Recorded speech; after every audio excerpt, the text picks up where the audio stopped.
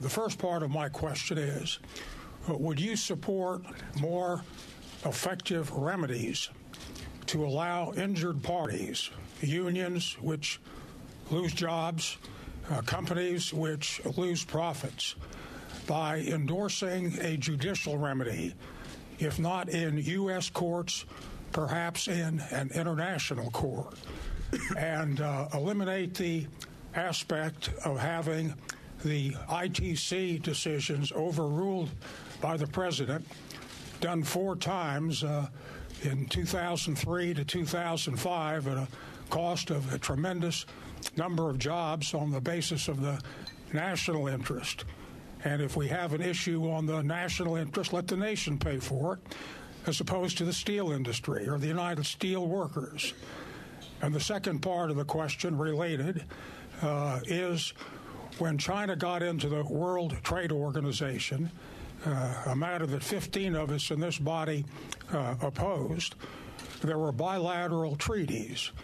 And China has not lived up to its obligations to have its markets open to us, but take our markets and take our jobs. Would you support an effort to revise, perhaps even revoke that bilateral treaty, which gives China such an unfair trade advantage? Thank you. Arlen, I would not be in favor of revoking the trade relationships that we've established with China. I have shown myself during the course of this year more than willing to enforce our trade agreements in a much more serious way. And at times I've been criticized for it. There was a case involving foreign tires that were being sent in here, and I said this was an example of where we've got to put our foot down and show that we're serious about enforcement. And it caused the usual fuss at the international level, but it was the right thing to do. Having said that, I also believe that our future is going to be tied up with our ability to sell products all around the world, and China is going to be one of our biggest markets, and Asia is going to be one of our biggest markets. And for us to close ourselves off from that market would be a mistake. The point you're making, Arlen, which is the right one, is it's got to be reciprocal. So if we have established agreements in which both sides are supposed to open up their markets, we do so, and then the other side is imposing a whole set of non-tariff barriers in place, that's a problem, and it has to be squarely confronted. So the approach that we're taking is to try to get much tougher about enforcement of existing rules, putting constant pressure on China and other countries to open up their markets in reciprocal ways. One of the challenges that we've got to address internationally is currency rates and how they match up to make sure that our goods are not artificially inflated in price and their goods are artificially deflated in price. That puts us at a huge competitive disadvantage. But what I don't want to do is for us as a country or as a party to shy away from the prospects of international competition, because I think we've got the best workers on earth. We've got the most innovative products on earth. And if we are able to compete on an even playing field, nobody can beat us. And by the way, that will create jobs here in the United States. You know, if we just increased our exports to Asia by a percentage point, by a fraction, it would mean hundreds of thousands, maybe millions of jobs here in the United States. And it's easily doable, and that's why we are going to be putting a much bigger emphasis on export promotion over the next several years. And that includes, by the way, export promotion not just for large companies, but also for medium-sized and small companies, because one of the challenges, I was up in New Hampshire yesterday, and you saw this terrific new company that had just been started up. It's only got 13, 14 employees at this point. But it has a new manufacturing technique for the component parts in LED light bulbs. Potentially could lower the price of LED light bulbs, cut them in half. And these folks, they potentially can market not just here in the United States, but this is a technology that could end up being sent all around the world. But they don't have the money to set up their own foreign office in Beijing to navigate through the bureaucracy.